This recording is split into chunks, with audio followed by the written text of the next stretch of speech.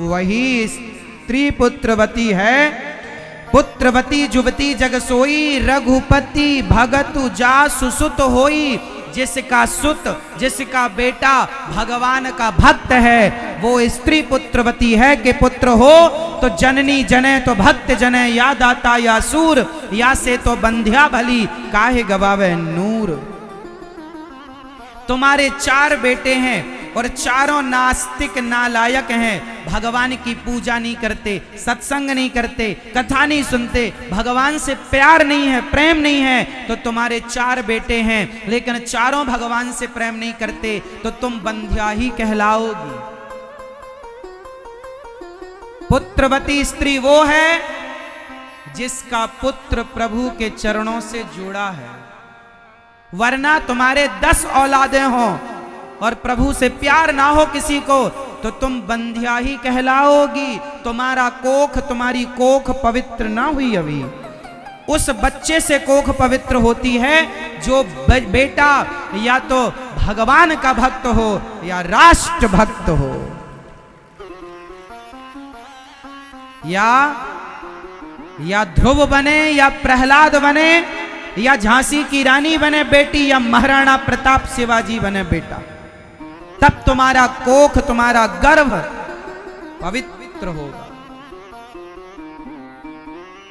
वरना तुम दे दो बच्चे जन्म। बच्चे तो सुअर भी तुमसे ज्यादा थोक में जन्म रहे हैं, एक साथ 12-12। तुम भी रोती हो बच्चा हो जाए, कैसा हो जाए। कैसा क्यों? बच्चों को संस्कार ऐसे दो कि वो भगवान के हो जाएं, वरना आप बेटा पैदा कर तो दिए हैं, बताओ वो किस काम का है? खाता है, सोता है, वो भी तुमने भी बच्चे पैदा किए, वो भी बच्चे पैदा करने में लग गया। बच्चे पैदा करना बड़ी बात नहीं, कुत्ते भी पैदा कर लेते हैं, चिड़िया भी पैदा कर लेती है। भगवान का भक्त पैदा करो तो जाने कि तुम मां हो। राष्ट्र प्रेमी पैदा करो तो जाने कि तुम मां हो, वरना बच्चे तो सुअर के भी हो रहे हैं।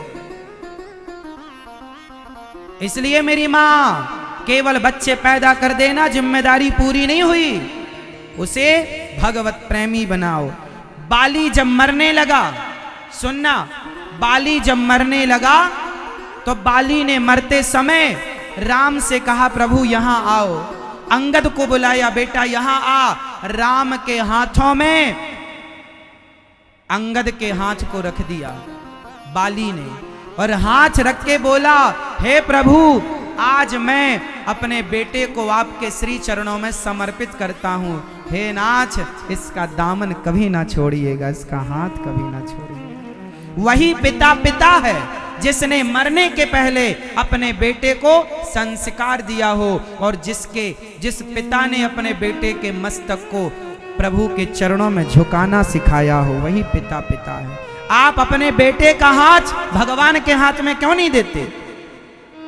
तुम्हारी संतान को तुम प्रॉपर्टी, बंगला, गाड़ी, सोना चांदी बंटवारे में देते हो। क्या बंटवारे में तुमने अपने बेटे से कहा कि बेटा हम हर साल वृंदावन जाते थे, अब तो हम बुढ़े हो गए, अब तो हम मर जाएंगे, बंटवारे में जमीन जायदाद तुमने ली है, अब मैं तुम्हें बंटवारे में अपने हिस्से का वृंदावन भी देता हूं कि अब तुम्हारा बाप जाता था तो अब तुम जाया करो, पिता की मर्यादा पूरी करो। तुम्हें बंटवारे में भगवान भी तो दो, भक्ति भी तो दो, संस्कार भी तो दो। दौलत तुमसे ज्यादा वैश्याएं कमा रही हैं। दौलत क्या देते हो बच्चों को? संस्कार दो। कोई ना पूछेगा कि तुम्हारी संपत्ति कितनी है, तुम्हारा बेटा क्या करता है, कैसे उसके विचार और कैसे उसके संस्कार हैं। इसलिए स्त्री और पुरुष तुम दोनों की जिम्मेदारी पूरी बेटा पैदा करने से नहीं होती। तुम्हारे लिए एक श्लोक लिखा है नीति में, माता शत्रु पिता वैरी, ये न वालो न पाठिता, न शोभते सभा मध्य हंस मध्य बको यथा। इस श्लोक का अर्थ है वह माता पिता शत्रु हैं बच्चे के, वह माता पिता शत्रु हैं बच्चे के जो माता पिता अपने बच्चों को सही संस्कार और सही शिक्षा नहीं देते, उचित शिक्षा और उचित संस्कार नहीं देते। दौलत दे दी तुमने, बंटवारे में संपत्ति दे दी, संस्कार नहीं दिया तो क्या दिया। इसलिए लापरवाही ना करना। राम जी, श्री लक्ष्मण जी मां से आज्ञा लेकर, मां सुमित्रा ने आज्ञा दे दी, जाओ राम की सेवा करते करते मर जाना।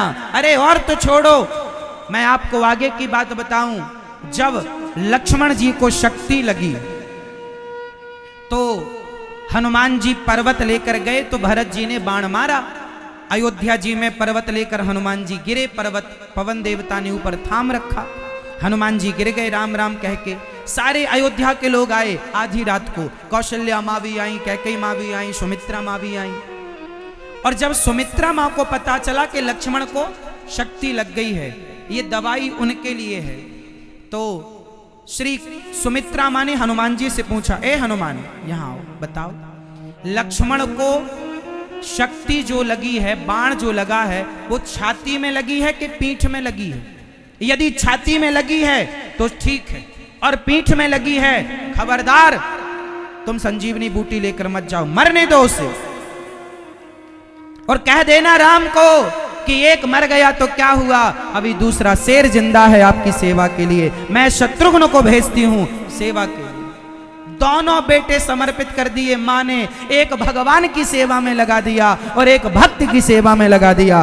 धन्य है माता सुमित्रा, धन्य है माता सुमित्रा, जिनका एक बेटा भगवान की सेवा में और एक बेटा भगवान के भक्त की सेवा में।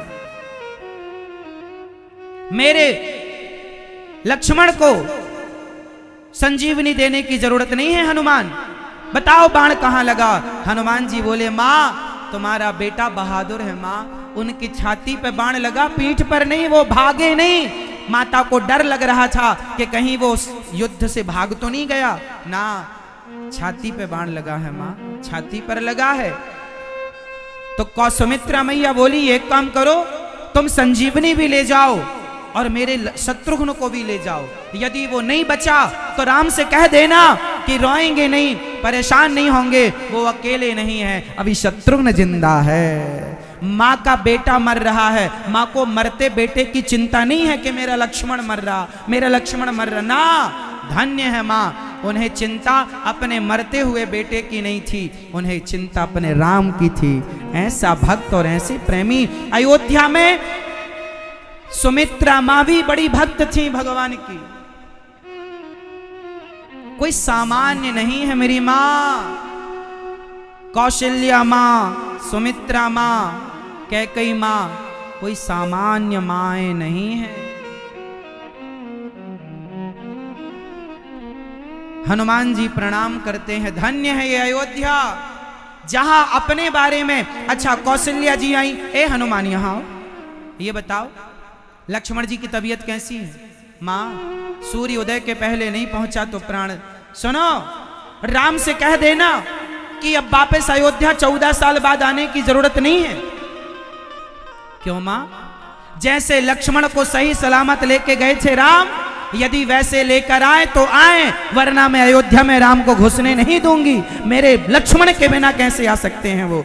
धन्य है माँ, लक्ष्मण की माँ राम की चिंता करती हैं और राम की माँ लक्ष्मण की चिंता करती हैं। जिस घर में छोटा भाई बड़े भाई की चिंता करे और बड़ा भाई छोटे भाई की, वो घर नहीं स्वर्ग है मेरी माँ, वो अयोध्या है जहां देवरानी जिठानी की चिंता करे और जिठानी देवरानी की। अपने अपनों का पेट तो पशु पक्षी भी भर लेते हैं, अपनों की चिंता तो कुत्ता बिल्ली भी कर लेते हैं। सभी में बांट कर खाए उसे इंसान कहते हैं, पराया दर्द अपनाए उसे इंसान कहते हैं। कितना कुछ सिखाती है तुम्हें राम कथा, तुमने कितना सीखा ये तो बताओ। कितना कुछ सिखा रही है। धन्य है मेरे राम, धन्य है राम की मर्यादा, धन्य है कौशल्या माँ, धन्य है सुमित्रा माँ। कैकेयी माँ हर समय चुप हैं क्योंकि अब कहने के लिए कोई शब्द नहीं, मजबूर है, आग लगा चुकी है माँ। घर को फोड़ना मत, घर को तोड़ने वाला बड़ा नहीं होता मेरी माँ। कैकई माँ ने घर को फोड़ा है, तोड़ा है। बताइए, त्रेता की कैकई माँ, आज कलयुग चल रहा है, कैकई माँ ने घर फोड़ा, राम को वनवास भेजा। आज तक किसी बाप ने अपनी बेटी का नाम कैकई नहीं रखा। तब से जिसने राम का विरोध किया हो, उनका नाम लेना भी लोग ठीक नहीं समझते। इसलिए जोड़ने की बात किया करो, तोड़ने की बात ना किया करो। बताओ, तोड़ने वाला बड़ा है या जोड़ने वाला? जोर से।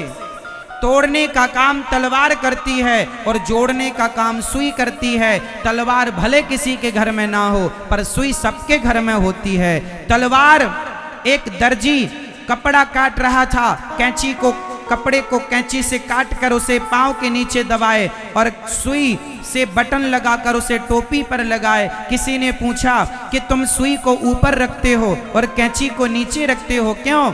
दर्जी ने कहा, जो तोड़ती है उसे नीचे रखा जाता है पांव के, और जो जोड़ती है उसे पगड़ी पर सजाया जाता है, ऊपर रखा जाता है। समाज में वो लोग श्रेष्ठ होते हैं जो जोड़ते हैं।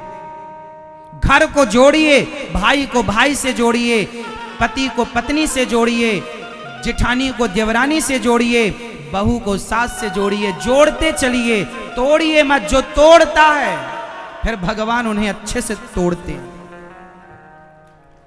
ईश्वर के घर देर है। God mills grind slow but sure. ईश्वर की चक्की धीरे धीरे चलती है, आटा पीसती है, धीरे ही सही चलती जरूर है। ईश्वर न्याय करते हैं।